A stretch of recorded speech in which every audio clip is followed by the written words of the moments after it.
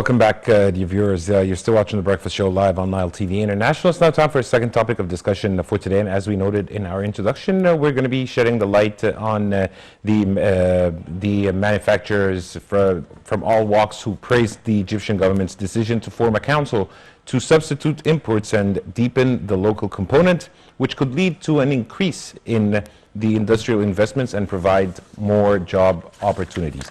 And to shed more light on this topic, we're most delighted to be joined over the phone by Dr. Yusef Mazhar, former Assistant Ministry of to the Minister of Industry. A very good morning, Dr. Mazhar, and thank you so much for joining us on The Breakfast Show. Good morning to Nile TV, our favorite channel. Thank you so much, Doctor. It's always an honor to have you with us. First of all, Doctor, if you can tell us more about the ramifications of this decision to form a local council and its effects on the local products.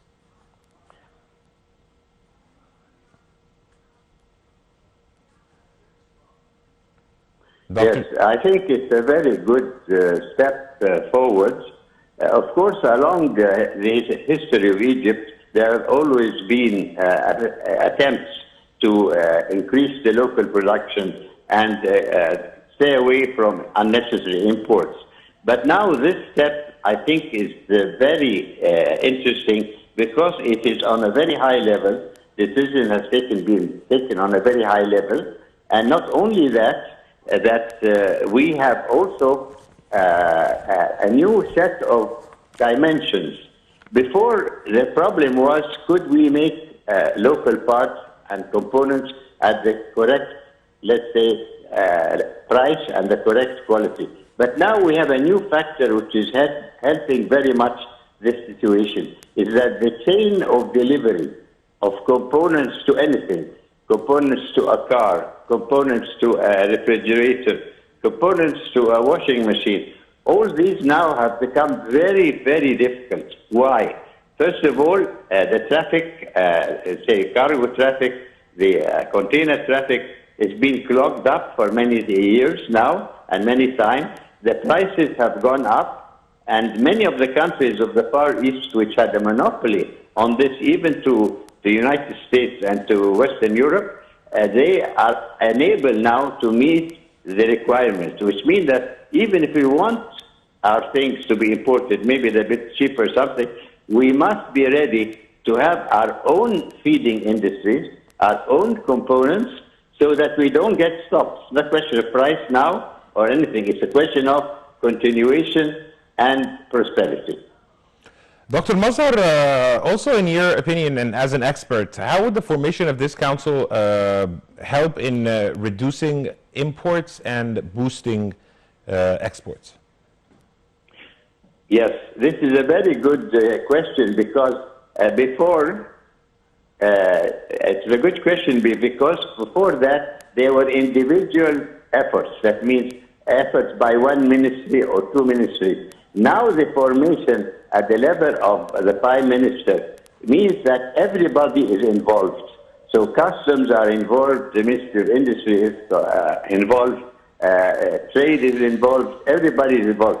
So decisions at this level, by the way, I must say we are a very active Prime Minister, of course under the guidance of the President himself. They are meeting, never before they met so often, and never before were there so many decisions of high quality and implementable.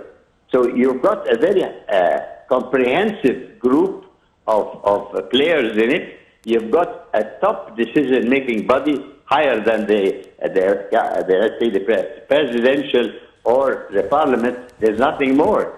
So I think this is an ideal setup, and we should make the best of it so that we can crop up and make sure that everything we need, the components that go into any product or any service, should come out of the country itself to avoid the services in transportation, the services in price, rocketing of price, or even shut down by many delivery areas all over the world. I think that would be the reaction to your very nice question.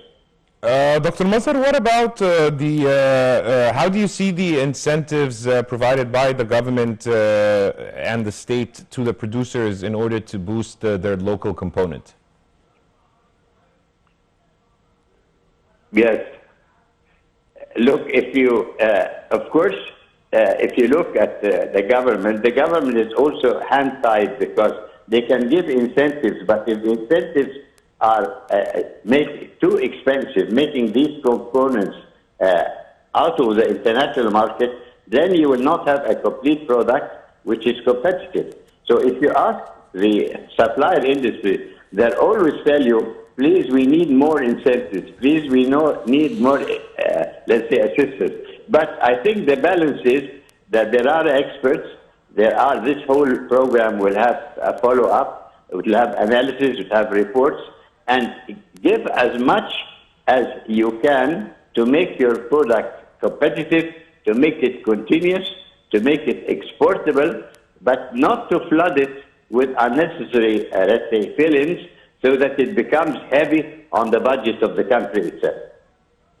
Dr. Mazhar, also on a parallel front, how do you see that we make the utmost benefit from the state-of-the-art technology that is being currently produced in boosting the local component as well? Of course. Your questions are very sharp, really, and I'm glad you asked them, because I want to say that you don't always have to import, let's say, items. You can import the technology. You can buy the technology, or you can agree on the technology. Technology is how to make something, but the existence of the producer or the maker is there. So all you need is not the whole product. You need only the technology or the know-how, and this is very easy to get because it's a percentage of the production, and you don't need to bring the whole thing in. Get the technology, get the know-how, or expertise. Give expertise.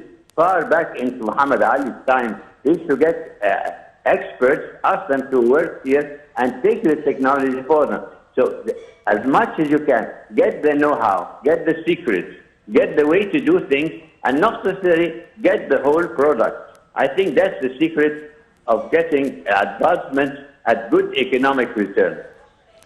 Indeed, Dr. Yusef Mazhar, former Assistant Minister of Industry, we really thank you for your insight, and thank you so much for joining us on The Breakfast Show. And dear viewers, thank you. And dear viewers, by this, we come to the end of today's episode. You were in the company of myself, Kareem Jamaluddin, and my dear colleague, Dina Hussein. Until we meet again, this is goodbye.